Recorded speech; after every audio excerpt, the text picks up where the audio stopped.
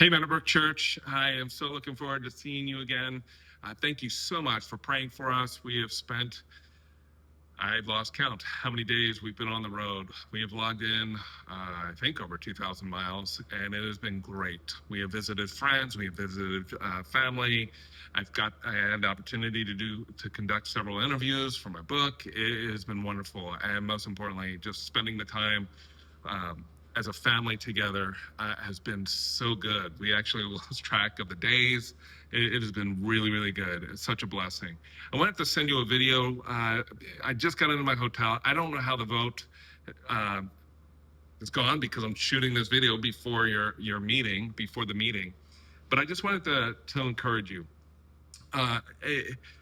My candidating sermon was delivered to Meadowbrooke the last Sunday of September in 2018, and it was on 1 Peter chapter 2, beginning of verse 9.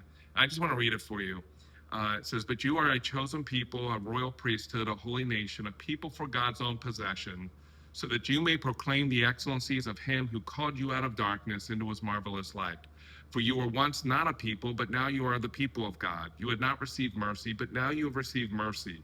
Beloved, I urge you as foreigners and strangers to abstain from fleshly lusts, which wage war against your soul. Keep your behavior excellent among the Gentiles, so that in the thing in which they slander you as evildoers, they may, because of your good deeds, as they observe them, glorify God on the day of visitation." And I preached on that passage, and I said in my sermon, at the tail end of that sermon, I said this. It was my last point. You are called to Cheyenne.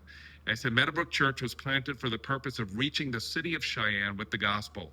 While it is true that you are a sojourner, you are an exile, you are a pilgrim, God has placed you in this part of the country for a mission that is as old as the Garden of Eden. And I quoted something from Christopher Wright, where he said, "Mission is not ours, mission is God's. It is not so much the case that God has a mission for his church in the world, but that God has a church for his mission in the world. Mission was not made for the church was made for mission, God's mission." He goes on to say this: "Mission from the point of view of our human endeavor means the committed participation of God's people," that's us, "in the purposes of God for the redemption of the whole creation." The mission is God's. The marvel is that God invites us to join in. And that's the marvel. I don't know how the vote's going to go, but I want to encourage you. Regardless of how it went, is that if the vote was in favor of not pursuing the YMCA, the mission is the same. And I'm so excited to be able to be partner with you in the mission to reach Cheyenne. I believe we're in a catalytic moment. I believe God is going to bring things to Meadowbrooke and call Meadowbrooke to certain things that's going to require much from each of us. Time is short. And if the vote was in favor to pursue the YMCA, the mission is the same.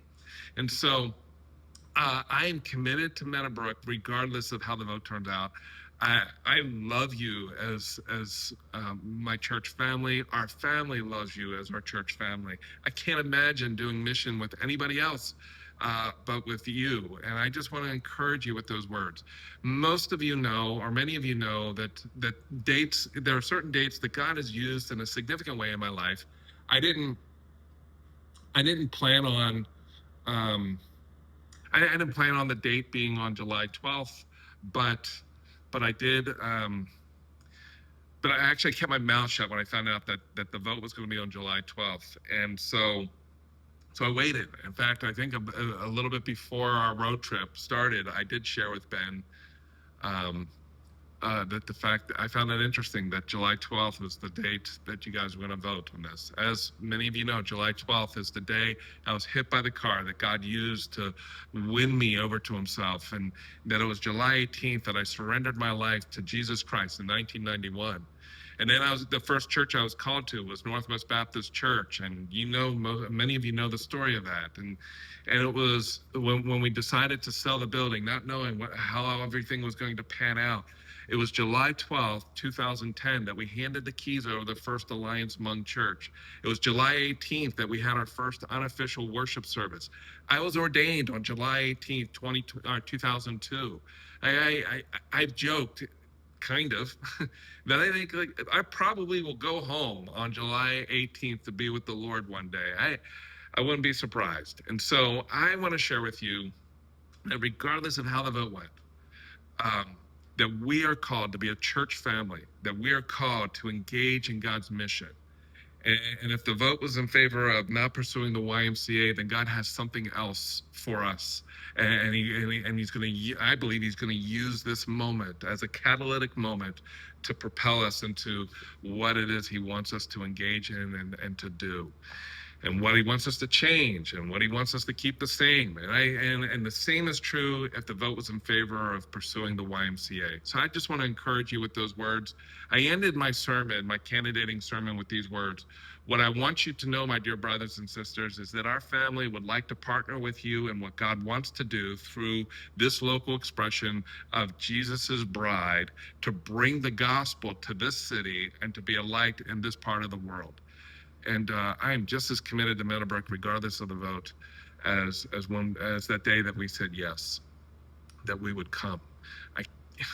I look forward to the next 7 years of serving you as your lead pastor, and I can't imagine